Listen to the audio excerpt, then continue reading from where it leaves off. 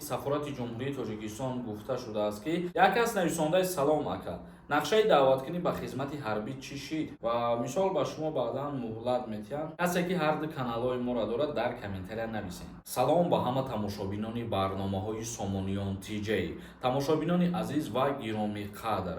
оиди як хабари хуш дар мавзӯи муҳоҷирон суҳбат мекунем. ҳатман дар видео лайк монед ва бо диққат тамошо кунед. баъдан саволҳое ки буд ба саволҳотонам ҷавоб мегардонем. дар ҳамин ҷо аввалан як чиза қайд карда мегзарам. дина бегоҳӣ дар канали мо старти бозии нав шид. дар ҳамин мавзӯъ гап занем, баъд мавзӯи асосиро шурӯъ мекунем. шоҳҷоизаи главни дар бозии мо Toyota Avalon соли 2017 мебошад ва ғайри и 60 донаи дигар конвертҳои пулияй ба 1000 рубл. ман шумода 15 билет метавам барои дастгиритон шумода аксия. номери WhatsApp дар комментарияи ҳамин видео закрепит кардае. дар ҳамон WhatsApp бидроед салом бинависонед. +7 910 136 26 90. хоб мавзӯи асосии имрӯзаи мо муроҷиати 1200 муҳоҷири корӣ дар як ҳафта дар Федератсияи Русия барои гирифтани машваратҳои ҳуқуқӣ. муҳоҷирони корӣ бештар дар бораи боздошти ғайриқонунӣ ва риоят нашудани ҳуқуқу манфиатҳои онҳо аз ҷониби кормандони мақомоти марбутаи Русия шикоят карданд ва дар ин бора Сафорати Ҷумҳурии Тоҷикистон дар Федератсияи Русия барои шаҳрвандони Тоҷикистон гуфт. ба шаҳрвандони Ҷумҳурии Тоҷикистон тавсия ва машваратҳои ҳуқуқӣ дода шуда, масъалаҳои марбутаи шаҳрвандони Тоҷикистон барои баррасии минбаъда аз ҷониби ҳуқуқшиносони шӯрои ҷамъиятӣ қабул карда мешавад. қайд карда шудааст ва аз тарафи Сафорати Ҷумҳурии Тоҷикистон гуфта шудааст, ки шаҳрвандон метавонанд ба шӯрои ҷамъиятӣ воқеъ дар бинои нави Сафорати Ҷумҳурии Тоҷикистон дар Федератсияи Русия муроҷиатҳо ва арзу шикоятҳои худшона пешниҳод кунанд. ва инчунин Сафорати Ҷумҳурии Тоҷикистон қайд карда гуфт, ки ҳар ҳафтаи рӯзҳои шанбе рӯзи қабули шаҳрвандони Ҷумҳурии Тоҷикистон мебошад ва шаҳрвандони Ҷумҳурии Тоҷикистон метавонанд, ки дар ана ҳамин рӯзҳои қабул ба шӯрои ҷамъиятӣ назди Сафорати Ҷумҳурии Тоҷикистон рафта муроҷиат кунанд. ягон мушкилӣ дошта бошанд, агар аз паси ҳалли мушкилотшон мешаванд, яъне ки машваратҳои ҳуқуқӣ ба шаҳрвандони тоҷик дода мешавад.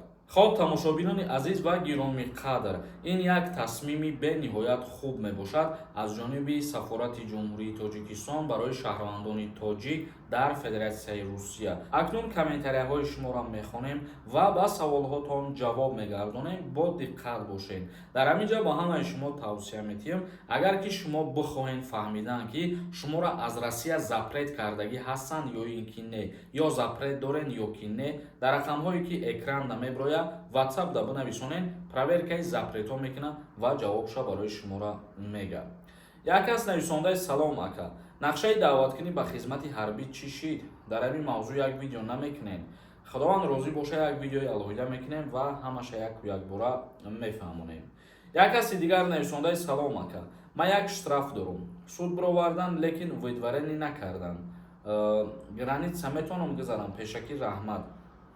дар ҳолате ки шуморо видварения накарда бошанд, якта штраф мисол ба номи шумо бошад, бале метавонед ки граница бигзаред. агар дар ҳолате ки зиёда аз 2 штраф ба номи шумо бошад, агар дар ин ҳолат аллакай шумо мисол ба рӯйхати запретҳо дохил мешед. номус TJ нависондай. ассалому алайкум акаи Сорбон, ман 5 сол боз дар Россия бе ягон ҳуҷҷат кор мекунам. моҳи август хона рафтаниям. дар аэропорт мара ғам наметан ё ДП намекунанд, ҳамира мегуфтем. пешакӣ раҳмат. яъне депортатсия кардан дар назар дошта бошед. мо доим ба шумо хотиррасон мекунем, бигем ҳар рӯз дар ҳамин мавзӯъ гап мезанем. хоҳиш мекунам ҳамин савола дигар натиҳанд, илтимосотон мекунам, ки ҳар рӯз гап мезанем, аллакай дар дили мардум ба фикрам ҳамин савол махсус задагия.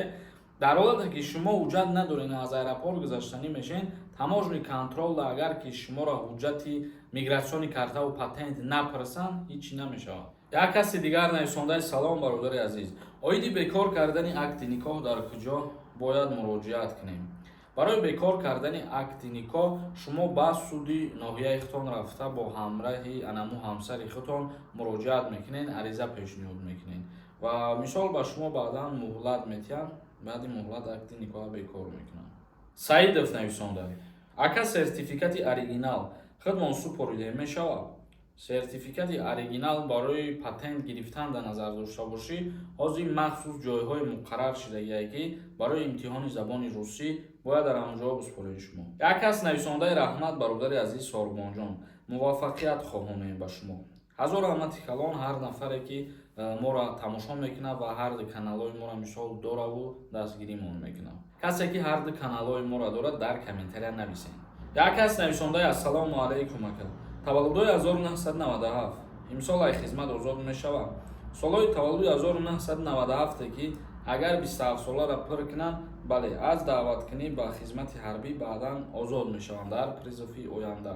Агар ки пир кардагӣ набошанд, 27 нашида бошанд, не мутаассифона намешаванд. хоб тамошобинони азиз ва гиромиқадр, то видеоҳои дигар, худованд ҳамаи мо ва шуморо нигаҳбон бошад.